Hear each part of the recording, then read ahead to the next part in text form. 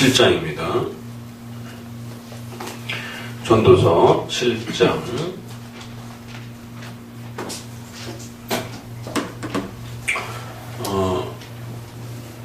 전도서를 우리가 보면 볼수록 성경을 이렇게 잘 읽어내야 한다라는 게 얼마나 중요한가를 이렇게 알 수가 있습니다.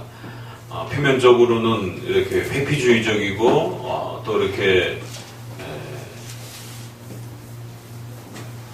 세상을 마치 이렇게 등지는 듯한 낙심주의와 같은 비관주의와 같은 이러한 문장과 표현들이 이렇게 강하게 이렇게 표현되다 보니까 그 문자 자체만 이렇게 소화해내게 되면 굉장히 전도서를 비관적으로 읽어갈 수 있게 되는, 그러나 그 문자의 흐름과 문맥의 그러한 방향성들이 결국 하나님의 주권과 섭리적 다스림의 그 역사들을 이해하지 못한 인생의 그러한 무지함과 어리석음들을 비관하는 것이지, 하나님의 통치와 섭리에 대한 신앙을 잘 이해했을 때 주어지는 그 영광스러움과 부요함들을 이렇게 비관하는 게 아닙니다. 그러니까 성경을 개혁주의 방식으로 읽어낸다라고 하는 것이 무엇인가, 이제 이런 부분들이 전도서나 아가서 같은 경우에 만날 때 아주 그 극명하게 이렇게 그 수준과 모습이 이렇게 갈려질 수 있습니다.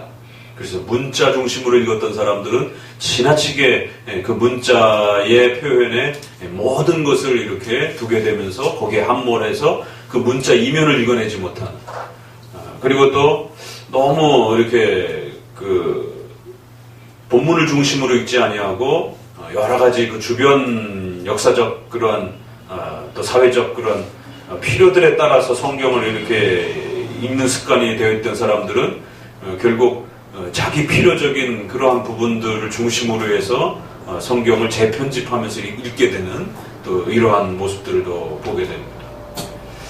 그러니까 다양한 방식으로 결국 성경 읽기에 대한 이러한 그 형태들이 일어나면서 성경 본래의 그 본뜻을 읽어내지 못하는, 그러니까 성경의 본래의 그 뜻을 정확하게 읽어내지 못하게 되면 성경을 통해서 주는 은혜와 그 풍요로운 그 신앙의 가치들을 제대로 맛보지 못하게 됩니다.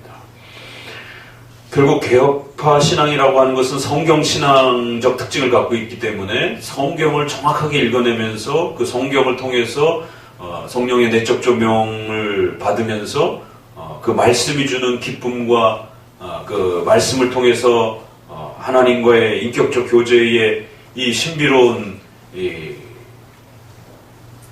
연합들을 누리지 못하면 개혁파 신앙은 굉장히 밋밋하고 재미없어 보이게 되고, 그래서 많은 사람들이 소요리 문답 가르치다가 지쳐가지고 소요리 문답 갖고는 안 되는구나, 이제 이러한 그 한계치에 이렇게 이르면서 거기에 이제 물을 타기 시작합니다. 그래, 교리문답을 아예 버릴 수는 없고, 교리문답은 큰 하나의 울타리로 그냥 삼고 좀 더 뜨거운, 신앙은 뭔가 뜨거워야 된다라고 하는 그러한 이제 이 갈급함들이 결국 소요리문답과 같은 이런 교리문답 형식의 개혁파 신앙을 포기하게 만드는, 또 거기서 그러니까 이제 경건주의로 가게 되는 하나의 문이 열리는 거예요. 거기서 이제 또 한 부류는 그 본문의 이 문맥과 표현들을 자신의 인문학적인 그 사고 구조와 철학적 그러한 또 바탕을 가지고 열심히 읽어내려고 하는, 이제 이게 지나치다 보면 성경을 인문학적 그 방식으로 철학적 형태로 그렇게 이해하고 그렇게 논하고 그렇게 그것을 자기의 유익으로 삼는 거예요. 그러니까 철학책을 읽으면 교양적인 그런 즐거움들이 있습니다. 인문학 책을 읽으면 교양적인 즐거움들이 있어요. 그러니까 성경도 그런 식으로의 지적 즐거움으로 있는 거예요. 그러니까 본인은 그게 은혜라고 생각하고 그게 하나님과의 깊은 이 개혁파 신앙의 독특한 은혜라고 생각을 하는 거예요. 거기서 한 걸음 더 나가면 이제 자유주의가 되는 겁니다. 그러니까 자유주의자들이 굉장히 아주 그 깊은 학문적 토론을 합니다. 그러니까 오순절주의자들은 글을 안 읽지만 이 자유주의자들은 글을 무지무지하게 많이 읽습니다. 이게 지적 즐거움들이 있는 거예요. 그러니까 개혁파 신앙은 지적인 걸 버리지 않으면서 그 위에 감성적 즐거움을 쌓는 오순절적 칼빈주의도 아닌 것이고, 또 교리의 이러한 부분들을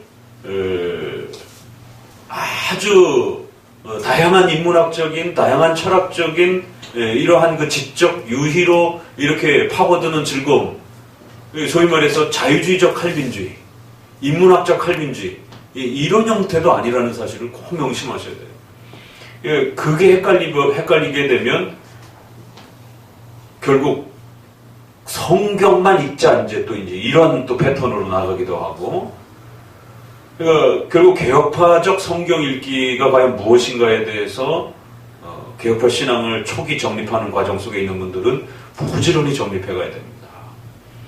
그래서 어떤 신학 논쟁은 정말 중요한 논쟁인데, 삼일체라든가 기독론 논쟁과 관련해서 이런 중요한 논쟁들인데, 그거 너무 현학적이다 이러면서 이제 회피해 가면 큰 문제가 되는 거예요. 그러나 비본질적인 어떤 문제들에 있어서 너무도 지나치게 이렇게 그 해석적 이 난이도를 학자들 사이에서 논의해야 될 어떤 내용들을 이렇게 일반 성도들 안에 풀어내게 되면 그건 또 굉장히 그런 학문적, 인문학적 소용이 없는 일반 성도들은 개혁파 신앙이란 저렇게 지식 있는 사람들만 하는 건가? 이제 이런 것에 대한 어떤 회의감을 갖게 되면서 개혁파 신앙에서 멀어져 가버립니다. 그러니까 지금 한국교회는 이 과도기 속에서 어떤 게 개혁파적인 하나의 방향성이고 토대인지 제대로 이렇게 소개되지 못하고 그것이 막 혼재된 상태이기 때문에 정말 조심스럽게 한 걸음씩 한 걸음씩 이렇게 잘 이렇게 잡아가야 됩니다.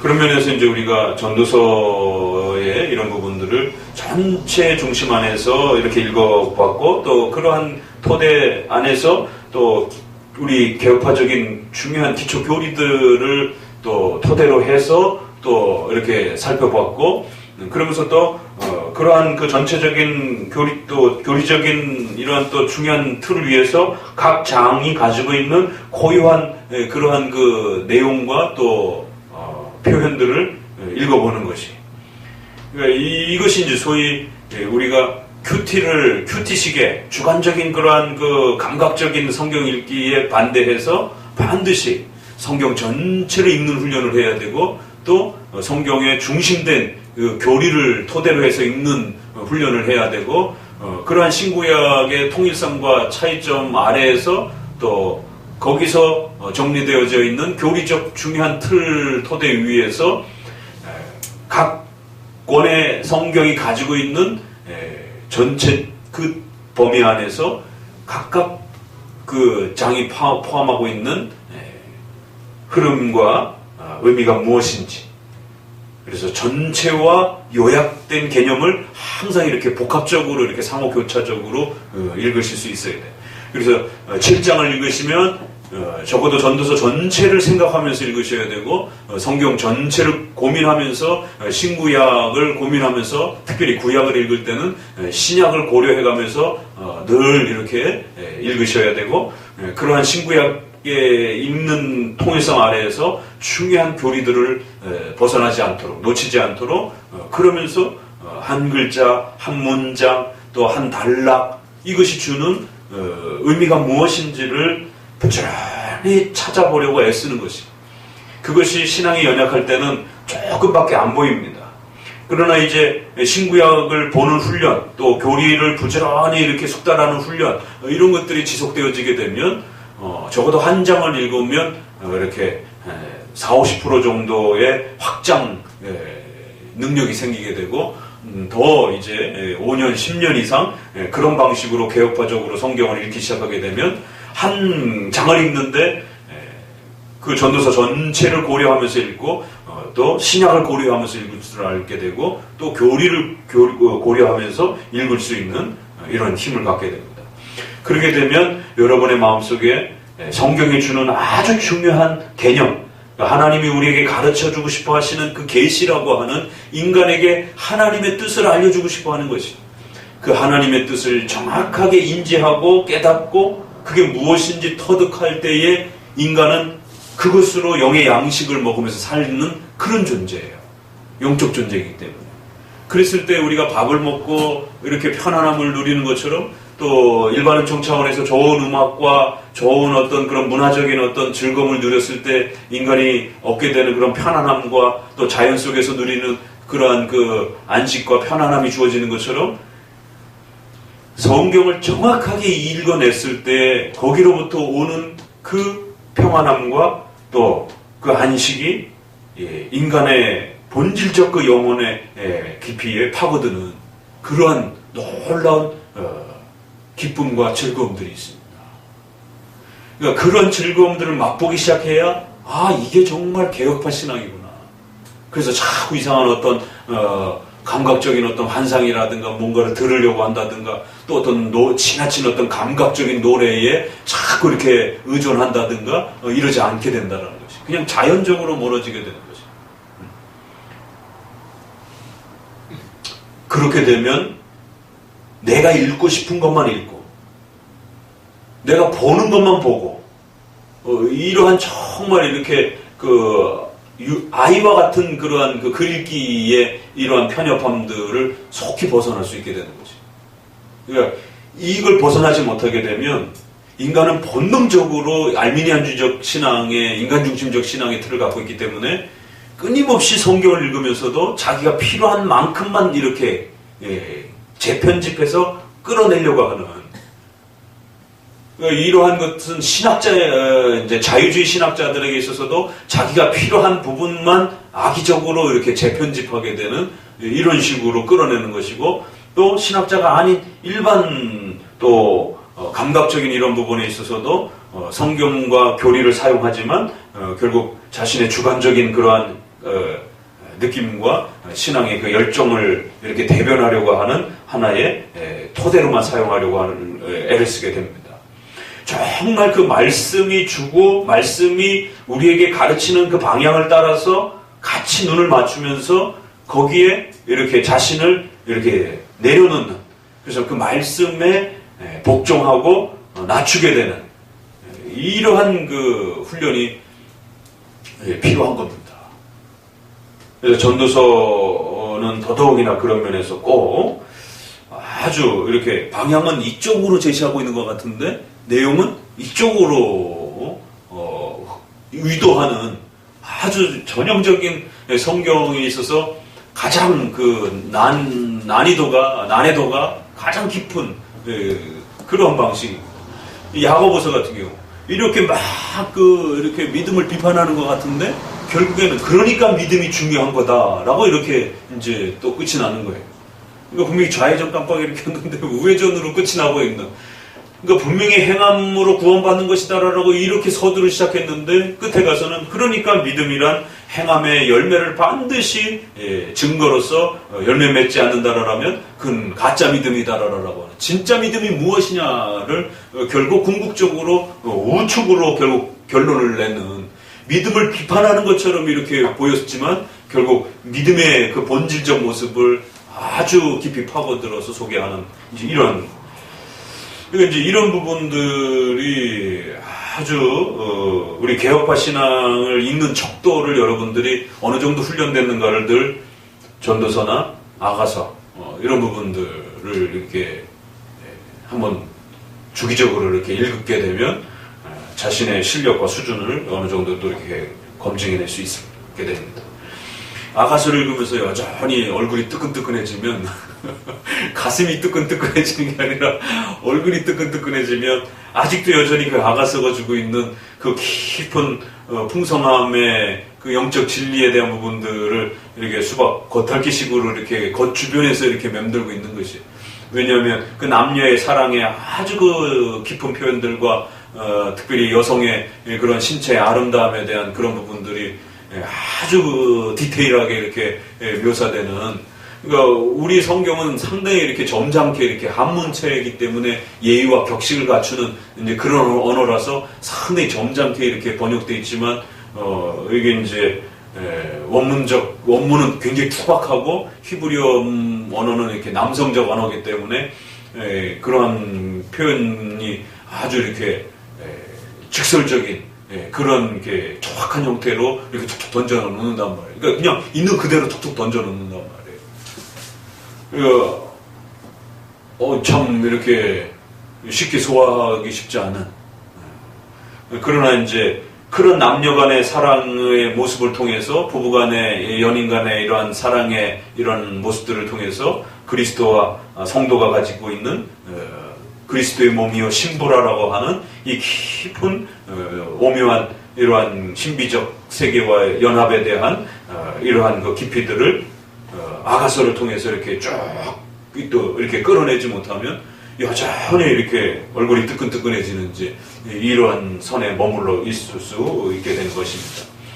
그래서 꼭 부지런히 이 전도서 이제 한 2번 정도 하면 마무리될 것 같은데, 꼭 이 전도서의 이 방향성이 워낙 세다 보니까 좌측으로 이렇게 비관적인 형태로 이렇게 강력하게 방향을 제시하면서 결론은 우측으로 이렇게 끝을 내는 이제 이런 아주 역설적인 구조의 특징을 끝까지 이렇게 잘 고려해가면서 읽어야 됩니다. 자, 7장을 또 읽어봅니다. 1절, 2절. 아름다운 이름이 보배로운 기름보다 낫고 출장하는 날보다 나으며 주상집에 가는 것이 잔치집에 가는 것보다 나으니 모든 사람의 결국이 이와 같이 됨이라. 산자가 이것에 유심하리로다. 이제 계속 이제 3장, 5장 요 정도에서 결론을 내렸죠. 중간 결론의 아주 핵심, 하나님을 영화롭게 하기 위한 목적으로 온 우주 만물과 인간도 그렇게 존재한다라는 것이. 그래서 인간의 삶을 들여다보게 되면 선과 악이 교차되어지면서 또 기쁜 일과 슬픈 일이 교차되어지면서 그 많은 그 혼란한 것처럼 그렇게 보여지는 삶을, 인간의 삶이 그렇게 또 살아가지고 있어요. 그렇지만 무질서 속에 질서라라고 하는 이 기가 막힌 하나님의 작정과 섭리의 통치 역사가 진행되어져 간다는 것이. 그래서 아담의 타락조차도 분명히 하나님이 작정하신 것이. 모르고 계신 게 아니에요. 우연히 발생한 게 아니에요. 분명히 하나님이 작정하신 것이에요. 악을 만든 건 아니시지만, 악을 만들었다고 우리가 표현하면 안 되지만, 하나님이 그 아담의 타락의 그 역사 자체를 하나님이 작정하시고, 하나님이 그 모든 역사의 주관자시고, 또 허락하시고, 또 섭리하신, 무질서해 보이는 타락의 슬픈 역사처럼 보이지만 그 무질서가 질서화되어지는, 그 무질서를 사용해서 질서를 이루어가시는 이 기가 막힌 하나님의 작정과 섭리적 역사를 이해하라는 것이. 우리 눈에 그게 이상해 보여도 우리가 우주의 이 기가 막힌 이 어마어마한 이 역사들을, 비바람이 치고 폭풍이 치고 이러한 이 땅에 일어나는 수많은 자연 기후의 이 혼란함도 우리가 제대로 파악 못하는데, 더 먼 우주의 이 기가 막힌 우주의 이 혼돈되어져 있는 것 같지만 잘 짜여져 있는 이러한 기가 막힌 질서의 이 통치와 섭리의 이 역사처럼 인간의 삶도, 또 여러분의 개인의 삶도 굉장히 크게 복잡하게 얽혀 있는 것 같고 굉장히 이해할 수 없는 그런 슬픔의 역사가 가중되어 있는 것처럼 이렇게 보인다 할지라도, 그 모든 하나하나 1분 1초 시공간, 이 모든 부분들은 결국 하나님의 영광을 드러내시기 위한, 또 그리고 우리에게는 하나님이 얼마나 위대하시고 그 하나님의 주권이라고 하는 것이 얼마나 높고 큰 것인지에 대해서 그 하나님을 예배하도록 가르치는 아주 중요한 창조의 삶의 수단들이요 도구들이라는 사실을 결론을 내린 겁니다. 굉장히 멋있는 거예요. 결론이. 그렇게 결론을 내리고 난 다음에 이제 각각의 또 삶 속에서의 돈과 관련해서, 재물과 관련해서, 건강과 관련해서, 명예와 관련해서, 지혜와 지식과 관련해서, 또 사회적인 이러한 구성과 관련해서 다양한 그 예들을 추적해가면서 이제 인생의 그 헛됨을, 이런 하나님의 작정과 섭리의 통치 역사를 이해하지 못했을 때 인간은 오직 돈만을 보고 살고, 오직 자신의 명예와 성공만을 위해서 살고, 자신의 어떤 번영만을 위해서 달려가는 이러한 인간의 어리석음. 그런데 그 인간은 달려가 봐야 100년도 살지 못하는 그러한 그 인생의 모습인데도 불구하고 마치 그게 가장 인생의 최고점인 것처럼 그렇게 달려간다는 거예요. 이거를 어떻게 깨우쳐야 되냔 말이에요. 이 어리석은 인간들의 낭떠러지기를 향해서 달려가는 이 비참한 인생들을. 그래서 이제 확 돌려가지고 초상집에 부지런히 다녀봐라. 그래야 너희가 너희의 인생의 의미가 무엇인지 조금이라도 깨달을 수 있지 않겠느냐. 인생은 죽음을 앞에 두고 사는 것이다라고 하는. 그래서 잔치집에 즐겨 찾는 것보다는 초상집에 가서 죽음이라고 하는 것이 얼마나 너희의 인생 가운데 가까이 서 있는지, 너희가 곧 죽음을 향하여 그렇게 임박해 가지는 삶을 살아가고 있다라고 하는 사실을 깨달게 될 때에 죽음이라고 하는 것이 인생에 있어서 얼마나 위험한 것인지, 그 죽음 너머에 이제 우리 인생에 무엇이 찾아올 것인지에 대해서 고민해보라는 것이에요. 그러려면 적어도 초상집에 가서 그 연약한 인생의 죽음을 보면서 인간의 삶의 가치란 무엇인지에 대해서 깊이 돌아보라는 거예요. 인간의 이 인생의 어리석음이 잘 깨닫지 못한다는 거예요. 그런 면에서 초상집에 가는 것이, 그래서 잔치집에 가는 것이 낫다. 슬픔이 웃음보다 나음이 얼굴에 근심함으로 마음에 좋게 됩니다. 그게 참 이 인간의 악한 이 본성상 잘 먹고 잘 살 때는 전도가 잘 안 돼요. 오히려 그래서 병원이라든가 이러한 삶이 아주 곰핍하고 어려움에 처해 있을 때 전도가 잘 됩니다. 그래서 인생의 그 공경과 자기 힘으로 살 수 없는 인생의 절박함 속에 이렇게 놓여졌을 때 결국 신을 바라보게 되고 신의 도움을 요청하게 되고 자신의 인생의 허무함을 이렇게 깨닫는 이러한 인생의 이 악한 본성의 이러한 부분들. 그래서 하나님은 더더욱 강력하게 그 인생들을 때로는 인생의 삶의 쓴맛과 또 인생의 낭떠러지기로 이렇게 깊이 낮춰 놓으시는 것입니다. 그래서 그것이 결코 불행이 아니라 하나님의 큰 또 은혜로서 다가올 수 있다는 거예요. 8절에도 보니 일의 끝이 시작보다 낫고 참는 마음이 교만한 마음보다 나으니 급한 마음으로 노를 바라지 말라. 노는 우매자의 품에 머무름이니라. 그래서 이제 6장까지 대략 한 12장까지가 있는데 절반 정도는 이제 이러한 중요한 기본 반은 인생의 허무함에 대해서 강력하게 이렇게 몰아붙였다가 또 3장, 5장 이러한 부분들을 통해서 인생의 본질적 의미가 무엇인지를, 인생의 제일된 목적은 무엇이냐라고 이렇게 묻는 것처럼 인생의 궁극적인 가치와 의미가 무엇인지를 이렇게 결론을 내주고, 그리고 나서는 7장 후반부에는 그 결론적 중심을 가지고 가면서 잠언서처럼 짧은 그 교훈들이 대구법을 이렇게 이루면서 여러 교훈들이 이렇게 맞물립니다. 잠언서의 그러한 짤막한 내용들이 이 전도서 후반부에 같이 겹쳐 있습니다. 그래서 여기에 있는 그 내용들은 거의 잠언서에서 읽었던 그 내용들이 그대로 이렇게 또 새로운 구성을 가지고 펼쳐지는 것을 보게 됩니다. 여기서도 잔치집과 초상집 이렇게 비교를 하고, 일의 끝이 시작보다 낫고 시작과 끝이 또 참는 마음과 교만한 마음을 이렇게 또 급한 마음의 노와 참는 마음의 인자한 마음을 이렇게 또 대조를 시켜보고, 옛날과 오늘 이렇게 또 대조를 하기도 하고, 그러면서 이제 한 번 더 결론을 내립니다. 13절, 14절 읽어봅니다. 하나님의 행하시는 일을 보라. 하나님이 굳게 하신 것을 누가 능히 곧게 하겠느냐. 형통한 날에는 기뻐하고 곤고한 날에는 생각하라. 하나님이 이 두 가지를 병행하게 하사 사람으로 그 장래일을 능히 헤아려 알지 못하게 하셨느니라. 이 3장에서 읽었던 거, 5장에서 읽었던 그 결론이 다시 한번 더욱 세게 그 의미가 확장이 되면서 좀 더 그 표현법들이 더 이렇게 풍성한 형태로 아주 중요한 내용들을 이렇게 또 거듭 강조합니다.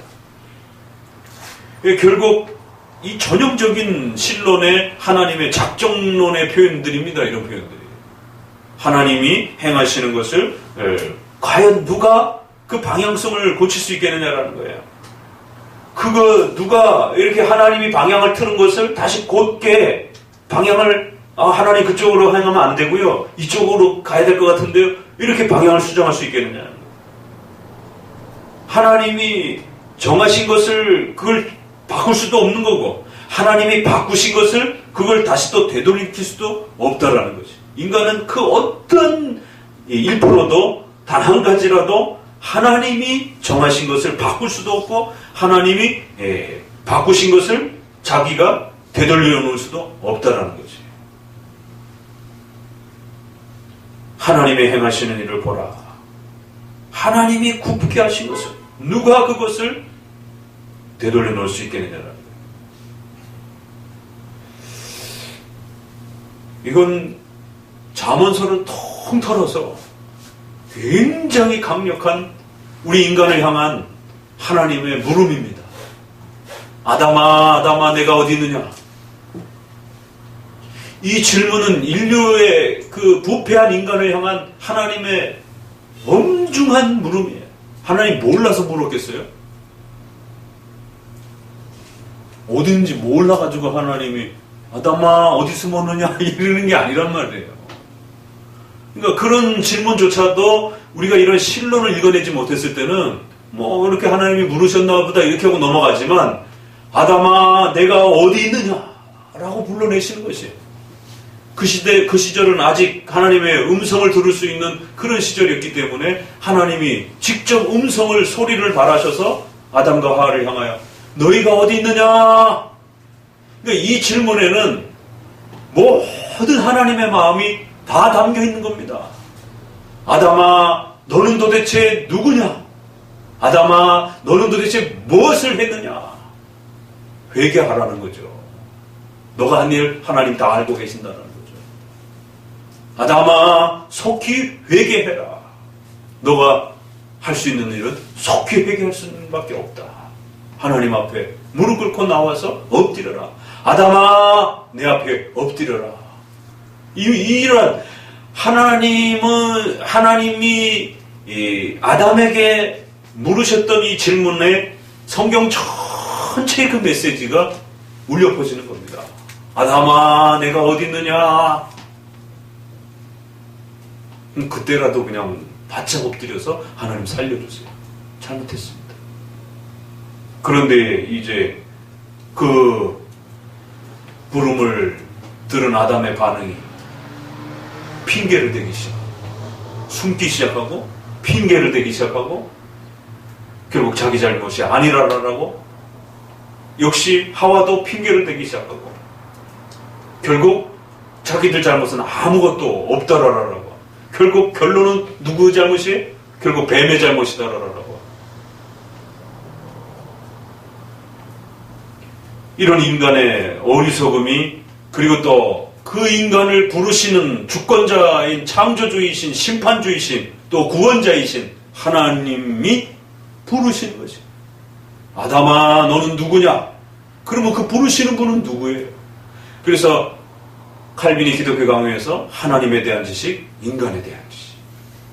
그러니까 이 창세기의 이 부름에는 하나님이 누구신지에 대한 지식이 있는 것이고 그 앞에 서 있는 인간의 비참한 용서받아야 되는 그 인간으로서의 모습이 비쳐 보이는 것이죠. 오늘 잠언 이 전도서 7장에 하나님의 행하시는 일을 보라. 누가 그 길을 바꿀 수 있겠느냐? 굉장히 두려운 말씀이죠. 알미니안주의자들은 이 말씀 앞에 이해를 못하는 거예요. 왜 인간이 자기의 자유와 의지를 갖고 자신의 삶을 원하는 대로 신의 간섭 없이 살아가서는 안 되는가? 왜 모든 인생의 일을 하나님이 간섭해야 되는가? 이 구조를 이해를 못하는 거예요.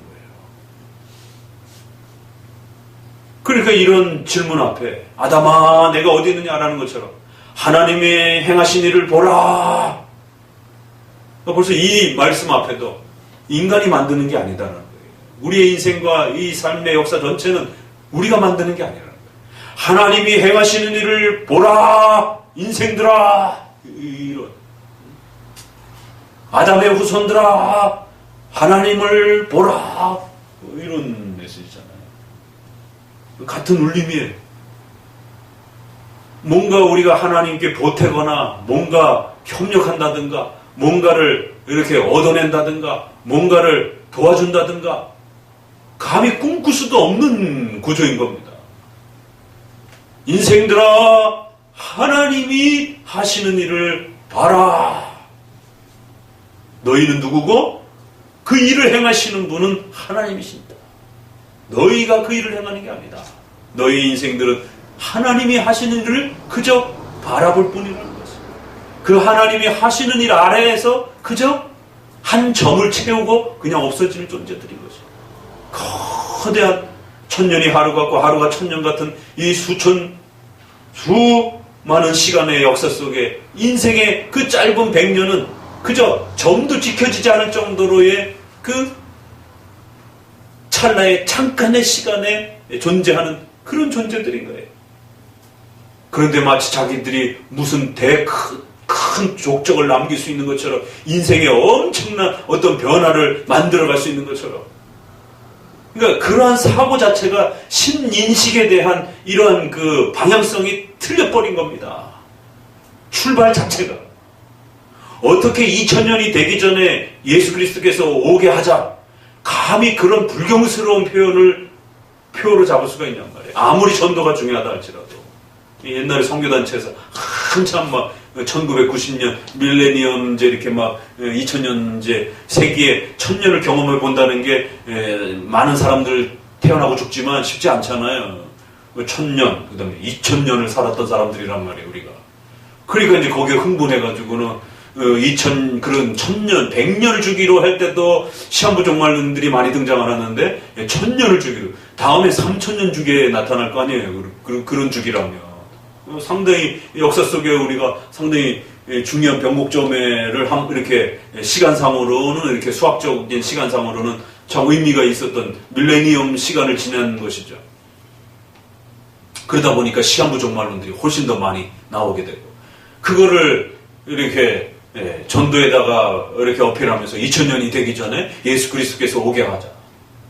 전도라고 하는 의도는 좋지만 하나님이 우리가 오라라고 해서 오고 가라라고 해서 가고 그러시는 분이냔 말이에요. 그건 신에 대한 너무 발칙한 어리석고 교만한 그런 신인식이란 말이에요. 어떻게 감히 신을 오라가라 할 수 있는 그 하나님의 거대한 역사 앞에 두렵고 떨림으로 그저 우리의 전도의 소명을 다하고 살아가면 되는 것이지 2000년 전에 꼭 예수님이 오셔야 된다라고 그럼 거대한 하나님의 창조 계획이 우리에 의해서 끝나는 거예요? 이런 정말 나쁜 생각이 어디 있습니까? 때가 참에 예수 그리스도가 오신 것이고 때가 참에 예수 그리스도께서 재림하실 것입니다. 예수 그리스도께서 이 땅에 언제 오실지 어디에 오실지 그 누구도 결정한 게 아니에요. 그 어떤 인간도 거기에 관여한 적 없던 겁니다. 그는 삼위 하나님께서 스스로 그렇게 영원한 작정 속에서 결정하신 거고 그래서 갈라디아에서는 그 거대한 하나님의 창조의 이 섭리의 또 흐름 속에서 그렇게 작정하신 대로 오신 것이다라고 인생들아 하나님이 행하신 일을 보라. 이 한마디로 다 되는데 한 번 더 추가하면서 하나님이 정하신 일을 너희가 과연 바꿀 수 있겠느냐? 한 번 더 추가한 거예요. 똑같은 말인데. 어디 감히 그렇게 생각하느냐라는 거예요. 하나님이 정하신 종말의 그 거대한 역사들을 어떻게 너희가 감히 시간을 땡길 수 있다라고 아무리 전도에 선교에 열정을 가진다 할지라도 하나님을 그런 식으로 묵상하고 사고할 수 있느냐라는 거예요. 이건 너무너무 발칙한 사고인 겁니다. 그렇게 하나님이 만만한가요? 그러니까 신식에 대해서 교회 안에서 너무 만만하게 가르쳤기 때문에 신이 누구인가? 하나님이 누구신가? 예수 그리스도께서 누구신가? 이런 부분들을 너무 만만하게 가르쳐놨기 때문에 그냥 이웃집 아저씨처럼 생각하는 겁니다. 그냥 내가 필요할 때는 언제든지 달려와갖고 그냥 도와줘야 되는 맞는 도움자로 이런 식의 인식을 갖고 있는 거예요. 하나님이 어떤 분이신지를 두렵고 떨림으로 성도들에게 알려주는 거예요. 예수 그리스도께서 어떤 분인지를 복음서를 통해서 그분은 만왕의 왕이시요 창조주요 심판자요. 죽이실 수 있는 분이에요. 2,000마리요 2만 마리 20마리도 죽일 수 있는 그 마을의 모든 사람들을 예수님의 명령 한마디로 모두가 다 죽음에 처할 수 있는 그분의 말 한마디로 모든 죽어있는 자들이 일어설 수 있는 생명의 주란 말이에요. 어디 감히 그리스도 앞에서 그리스도를 무슨 썰매 타고 썰매나 밀어주고 뭐 이런 거나 하고 있고 이런 거나 하고 있고 애들하고 배낭이나 메고 다니고 썰매나 타고 다니는 그러니까 애들이 어려서부터 그리스도를 그런 식으로 인식하면서 크게 되는 겁니다. 삼성이나 현대를 TV에서 15초짜리 광고가 무의식 중에 10년을 틀어놓으니까 애들이 커서 삼성 아닌 걸 못 쓰는 거예요. 이게 무의식주의 교육이라고 하는 무서운 이 학습 효과입니다, 이게. 왜 오죽하면은 신발이라든가 이런 것들을 시장 신발을 왜 안 신습니까? 왜? 그 브랜드라든가 이런 것들이 인지화된 거예요, 벌써. 자기의 어떤 경제적인 어떤 필요를 따라서 판단하지 못하는 겁니다. 소비의 그 습성이 과소비를 해서라도 그 브랜드를 사야만이 자신의 자존감을 가질 수 있다라고 이미 자아 정체성이 자기의 경제적인 어떤 필요를 따라 선택하지 못하고 과소비를 해서라도 그거를 가지고 있어야 안정감을 누리게 되는 결국 자기의 정신이 지배가 돼버린 겁니다.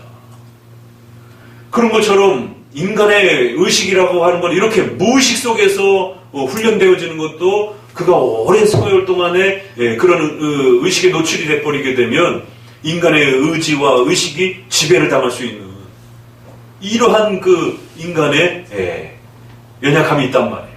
하물며 종교교육이라고 하는 이런 차원에서 예수님을 어려서부터 계속 뭐 이런 걸로 해갖고 예수님하고 막 이런 거나 하고 있으면 결국 10년을 커서 그 아이가 중학생, 고등학생에 대해서 그 아이가 믿어야 될 예수님은 어떤 분인가 그러면 항상 장난스러운 그런 예수님이 그냥 무의식적으로 그냥 떠오르는 거예요.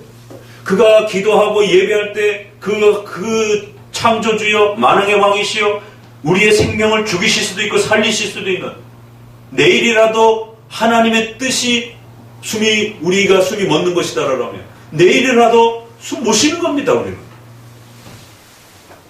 그냥 죽어야 되는 존재인 거예요. 그런 위대하신 하나님 앞에 두려움을 갖고 떨림을 갖고 하나님 앞에 서야 하는 것이고 그 하나님이 우리를 십자가의 구원의 역사와 은혜를 통해서 우리의 아버지가 되어주신 그 크신 사랑과 친절함과 자비로움에 감복하는 두려움과 사랑이 함께 조화를 이루면서 경외감을 나타내는 것이 이것이 진정한 성경적 신관인 것이지 어디 옆집 이웃집 아저씨처럼 장난하고 그렇게 이런 존재가 아니란 말이에요. 친밀감을 아버지라고 하는 이거를 과도하게 남용해가지고 마치 그냥 옆집 아저씨처럼 이렇게 신관을 남용하고 오용하고 버려버린 거예요. 그러다 보니까 도무지 생각할 수 없는 그런 발칙한 사고들을 하는 겁니다. 표현이 거칠어서 죄송하지만 그건 정말 위험한 사고들인 거죠. 어떻게 예수님을 오라가라 할 수 있고 어떻게 하나님의 작정의 뜻을 우리가 생각한 그 시점에 맞추라라고 그렇게 하나님에게 명령하듯이 이때에 오시라라라고 이거 하시라라라고 하나님이 안 하셨더니만 왜 안 하셨느냐라고 물으려고 하는 하나님이 굳게 하신 거를 어느 인생이 그거를 바꿀 수 있겠느냐.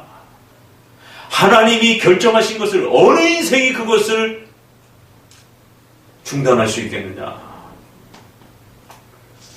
굉장히 두렵고 떨리는 말씀이에요. 적어도 이런 신인식이 어려서부터 새겨져야 늘 하나님 앞에 자기가 믿는 하나님이 어떤 하나님인지 적어도 이 세상에 김정은이라든가 시진핑이라든가 얼마 되지도 않는 그 땅덩어리를 지배하는 그런 독재자 앞에도 백성들이 두려워 벌벌벌 떨고 그 앞에서 숨도 제대로 못 쉬고 그 앞에서 자신들의 의사결정과 이런 모든 판단을 주의하고 자기들의 생사를 쥐고 있는 그 독재자 앞에 늘 자신의 삶을 돌아보면서 생존에 이 두려움을 갖는데 만왕의 왕이신 그 절대자이신 하나님 앞에 너무 잘 따져먹고 너무 잘 대답을 하라라고 요구하고 있고 그러니까 오늘 우리 시대의 이러한 그 신인식에 대한 부분들이 너무 건방진 너무 정말 이 신에 대한 경외와 존경과 두려움이 사라져버린 유대인들은 신에 대한 두려움과 또 공포와 이런 부분들이 지나치게 있는 부분들이 있습니다. 그래서 하나님이 사랑하시는 그 자비와 사랑의 그 깊이들을 또 이렇게 잃어버리는 그러나 지금은 거꾸로 하나님의 사랑과 자비를 너무 남용을 해가지고 하나님에 대한 두려움이 훼손당한 전도서는 인생의 그런 다각도의 그 삶을 쭉 끌어내다가 이제 하나님이 누구신지에 대해서 이제 더욱 강하게 이렇게 선을 긋는 것을 보게 됩니다. 도대체 인생은 무엇이고 하나님은 누구신가? 그 다음 구절은 그 첫 구절을 13절을 보충 설명하는 것이죠. 그렇기 때문에 너희 인생들은 어떻게 살아야 된다고요? 하나님이 너희에게 기뻐하는 날을 줬으면 기뻐하고 감사하며 살고 공고하고 슬픈 날로 너희 인생이 주어졌으면 그 슬픔과 아픔들을 통해서 인간이 얼마나 연약한 존재인지 우리가 하나님의 도우심이 없이는 단 한순간도 살 수 없는 그런 존재임을 여러분의 인생의 슬픔과 눈물 젖은 빵을 먹을 때 깊이 자신의 부족함들을 돌아보라는 거예요. 그래서 하나님은 이 두 가지를 병행하여 우리에게 주신다라는 겁니다.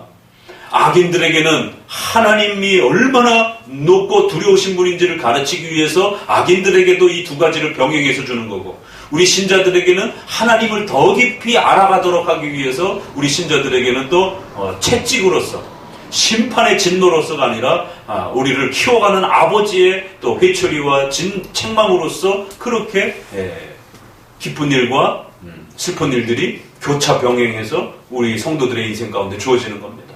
성도들의 인생에서도 이 두 가지가 교차적으로 진행이 됩니다. 성도들에게는 늘 기쁜 날만 있는 게 아닙니다.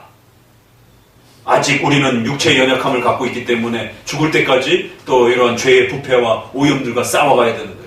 그 죄를 제가 이렇게 컬럼 하나 쓸 때 마치 머리카락에 붙은 껌딱지와 같다라고 떼내려면 더 파고드는 그런 마치 껌처럼 그래서 한번 제가 컬럼을 쓴 것처럼 인간의 이러한 죄된 본성을 끊어내도록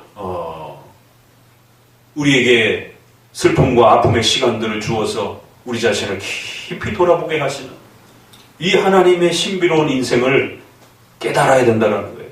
그래서 우리의 인생이 장래일이 우리에게 달려있는 게 아니다라고 하는 사실을 이 한 가지 사실을 깨닫게 하기 위해서 우리를 때로는 높이셨다가 때로는 낮추셨다가 또 너무 낮추게 되면은 낙심하여 좌절하고 완전히 엎어질 수 있기 때문에 또 적절한 시점에 다시 한번 회복시키셔서 일으켜 세워놓으시고, 또 잠깐 또 편안함을 주시다가도 또 너무 기고만장해지지 않도록 다시 또 회복하고 나서 또 체력을 길러서 또 영적인 또 힘이 잘 유지가 될 때는 한 번 더 또 인생의 곤두박질과 아픔 속에 또 이렇게 처하는 겁니다. 그러니까 그게 우리는 내가 게을러서 죄 때문에 곤두박질 치기도 하고 또 사탄이 공격해서 곤두박질 치기도 하고 하나님의 섭리의 뜻에 의해서 또 곤두박질도 치는 거죠. 욥기서에 보게 되면 그래서 세 주체가 동시 소개가 되는 거예요.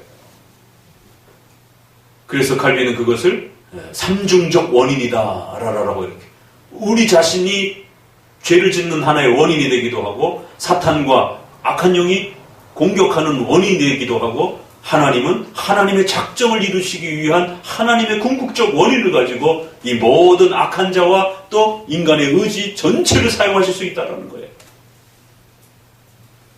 궁극적 원인은 하나님이시지만 얼마든지 인간과 악한 자를 사용하실 수 있는 삼중적 원인으로서 그렇게 섭리를 펼쳐내실 수도 있다는 거예요. 참 두려운 말씀입니다. 이거 하나 깨달으면 칼빈주의 다 깨달은 거예요. 그래서 소요리 문답 1문 깨달으면 칼빈주의를 거의 8, 90% 다 이해했다라고 볼 수 있는 겁니다.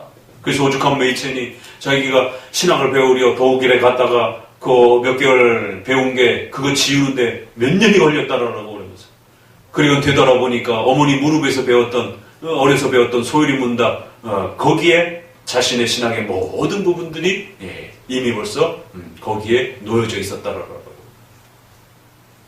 되돌아서 돌아보고 또 돌아보아도 그 소요리 문답을 통해서 이미 자신 안에, 특별히 소요리 문답 1문 안에 자신의 모든 이 칼빈주의적인 이 독특한 신관, 하나님을 두려워하고 경외하고 하나님을 존경하고 하나님을 사모하고 사랑하는 이러한 신관, 이 독특한 신관의 요약체가 오늘 또 이 7장 13절 14절. 그리고 우리 크리스찬들은 절대 교만해서 되어지면 안 됩니다.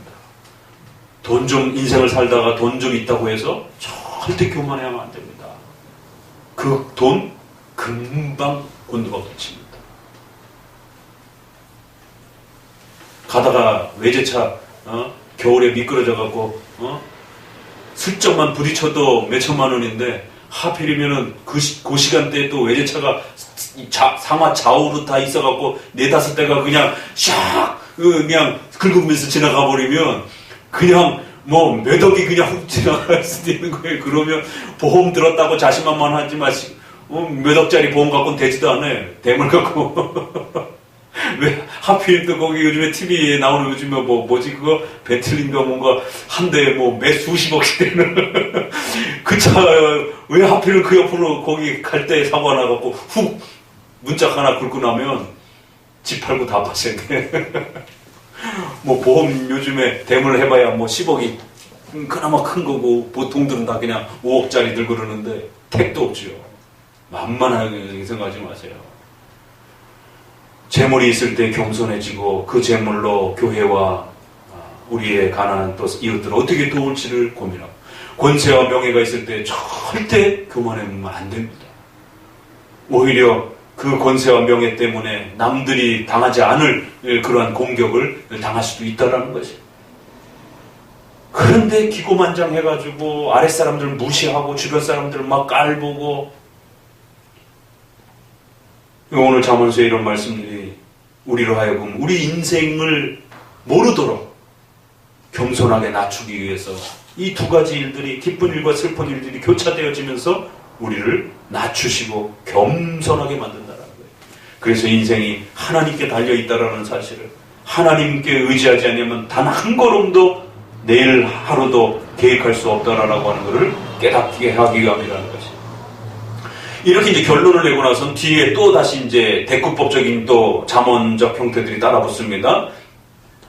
15절 읽어봅니다. 내가 내 헛된 날에 이 모든 일을 본즉 자기의 의로운 중에서 멸망하는 의인이 있고 자기의 악행 중에서 장수하는 악인이 있으니 지나치게 의인이 되지 말며 지나치게 지혜자가 되지 말라. 어찌하여 스스로 패망케 하겠느냐. 이것은 십계명을 따라 사는 그런 의로운 삶을 부정하는 것이 아니고 그러한 것을 비판하는 의의가 아니에요. 그러니까 의라라고 할지라도 어떤 의인가가 문맥 안에서 이렇게 항상 잘 헤아려져야 됩니다. 이것이 이제 문법적 해석, 문맥적 해석, 또 기본 교리적 해석을 침해하면 안 되는 것이죠. 그러면은 십계명의 이러한 하나님의 의로운 뜻이 망가질 수도 있는 겁니다. 여기서 말하는 그런 의로움이란 적어도 상대적인 의의인 거죠. 인간 세상 속에서 살아가면서 이 사람과 이 사람을 비교했을 때 좀 더 나은 그런 윤리적이고 행동적인 삶에 있어서 상대적 비교 속에서 나타나는, 그럴 때도 우리가 이 사람보다 너가 더 훌륭하다, 의롭다 이렇게 말할 수 있는 거죠. 그것이 하나님의 절대적인 의와 관련해서의 의로움을 말하는 건 아닙니다. 그렇게 말하게 되면 큰일 나는 겁니다. 그리고 성경의 정의를 공격하게 되는 것이 되니까. 이건 아주 전형적인 상대적 의를 말하는 것이죠. 시편에도 보게 되면 내 의를 따라서 상을 갚아주시옵소서, 내가 가난한 자를 돕고 이웃을 도왔나이다. 이랬을 때 그가 요구하는 의라라고 하는 것은 그리스도의 의라든가 하나님의 의라든가를 말하는 게 아니라 적어도 내가 그래도 이 땅에서 하나님 앞에서 다른 사람들보다 더 열심히 최선을 다해서 의롭게 살아가려고 선함 속에 살아가려고 하나님 애쓴 거를 하나님 봐주옵소서. 이런 성화와 선행에 대한 그 열정과 그 가치들을 하나님께서 우리 크리스천들이 선하게 살아가는 것에 대해서 귀하게 여기신다라고 하는 상대적 선을 말하는 것이지 절대로 절대적인 그런 선이 아닙니다. 어떻게 감히 십계명이라든가 이런 율법의 위대한 선 앞에 우리가 그만큼 잃었으니까 그 대가를 주시옵소서 이렇게 말하는 게 아닙니다. 절대적 비교가 아니라 상대적 비교인 거예요. 그래서 이러한 삶 속에서 하나님의 작정과 섭리가 인지되지 않으면 우리의 사회와 국가 생활 속에 조금 더 낫다라고 해서 별 의미가 없다라는 거예요. 조금 더 또 뒤떨어진다고 해서 별 의미가 없다라는 겁니다. 결국 다 도토리 키재기라는 거죠. 결국에는 18절 너는 이것을 잡으며 저것을 놓지 마는 것이 좋으니 하나님을 경외하는 자는 이 모든 일에서 벗어날 것임이니라. 결론적인 메시지가 다시 한번 또 따라붙는 거예요. 중간중간에 이러한 허무함에 빠지지 않기 위해서는 반드시 하나님을 경외하는 이러한 자리에 있어야 된다는 거예요. 그래서 선을 행하고 죄를 범치 아니하는 의인은 세상에 아주 없기 때문이라는 거예요. 이게 전형적인 구약의 전적 부패의 표현이잖아요. 왜 그런가 하면 아무리 본인들이 뛰어나다라고 자랑을 하고 뭐 대단한 것처럼 여겨도 결국 하나님의 절대선에 비교해보게 되면 다 부패하고 오염이 있는 그런 인간의 의이지 하나님의 완벽한 의에 나올 수 없다는 거예요. 비교될 수 없다는 거예요. 그 어떤 인간의 세상 속에서의 잘남과 뛰어남과 의로움을 하나님의 이 선 앞에 비교할 수 없다는 겁니다. 쭉 읽어 내려가면서 28절 그러기 때문에 이제 우리가 인생을 더욱 신중하게 잘 돌아봐야 되지 않겠느냐 이러면서 참 재밌는 표현이 있어요. 28절 내 마음에 찾아도 아직 얻지 못한 것이 이것이라 1천 남자 중에서 하나를 얻었거니와 1천 여인 중에서는 하나도 얻지 못하였느니라. 그러니까 이제 이런 걸 읽을 때 항상 조심하셔야 되는 게 이 문자 그 자체로 이렇게 확 소화해내 버리게 되면 아주 그 여성에 대한 비판적 비하적인 이제 이러한 그러니까 이제 페미니즘이라든가 여성신학 쪽에서는 아주 제일 싫어하는 이런 표현들이 있죠. 결국에. 그러나 이건 성경 전체에서 여성에 대한 그런 그 접근을 할 때의 그런 관점 하와에게까지 거슬러 올라가야 되는 거예요. 또 고린도서라든가 디모데서에 있는 다 같이 타락한 자인데 만인 제사장도 그렇지만 전적 부패에 있어서도 똑같이 모든 인간이 타락해 있지 뭐 남자가 더 타락해 있고 여자가 더 타락해 있는 건 아니란 말이에요. 그럼에도 불구하고 역사 속에 타락의 순서는 분명히 있었다라는 겁니다. 여자가 타락하고 그 타락을 이 남자에게 건네서 유혹한 주체로서의 또 그러한 책임성에 대한 책망이 분명히 있다라는 것이죠. 결과론적으로는 모두가 하나님의 의 앞에 부패한 상태는 동일할지라도, 그래서 성경에서는 그러한 순서적, 질서적 죄의 그 범죄 사건에 대한 그 실제적 내용의 모습으로서 여성이 먼저 하나님 앞에서 타락한 주체가 되었다라고 하는 이 엄중한 이 책망은 또 강하게 또 이렇게 구약에도 그렇고 또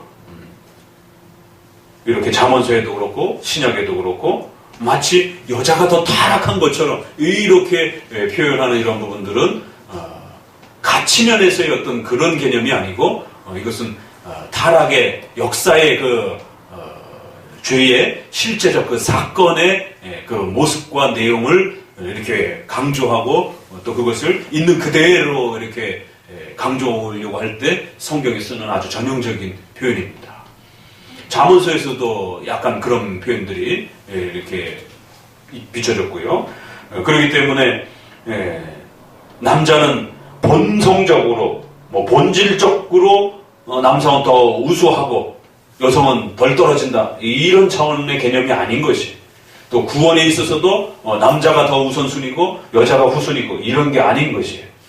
일천 남자 중에 하나도 얻지 못하였고 일천 여인 중에서는 하나를 얻었거니와 여자 중에서는 그 하나조차도 얻을 수 없는 그러한 심각함이 이 인생의 이 죄된 허무함이다라고 이제 이렇게 표현하는 것은 결국 남자의 어떤 존재론적인 어떤 그 뛰어남이라든가 구원에 있어서의 어떤 우선순위를 말하는 게 아니고 이것은 인류의 타락 속에서 발생되었던 여성이 그 죄의 그 타락에 우선적으로 먼저 섰던 그러한 역사적 그 사실성에 대한 부분들을 강력하게 비판하면서 인간의 그 죄성에 대한 왜 우리가 20절에서도 보았던 것처럼 의인은 세상에 아주 없다라고 하는 이것에 대한 하나의 연장선에서의 그러한 그 강조점이지 결코 이것을 남녀의 어떤 그 본질적 가치의 차이로 끌고 가면 안 됩니다.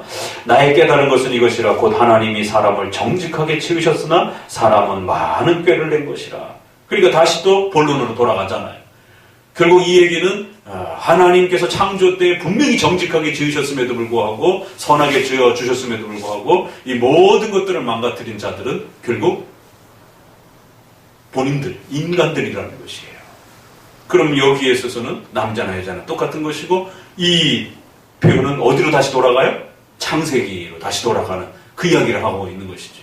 죄의 근원적인 시점에서도 분명히 하나님은 선하게 만들어줬음에도 불구하고 그 인류의 시조가 타락했고 그 타락하는 시점에 여성이 먼저 죄의 출발을 손을 댔고 그리고 남자가 뒤따랐고 그리고 결과적으로 모두가 부패한 전적 부패 상태에 빠진 이러한 인간의 아주 부패한 비참성에 대해서 7장은 이제 후반부 뒷부분에 또 이렇게 한 축을 형성하면서 앞부분에서는 인생들아 하나님이 행하신 일을 보라.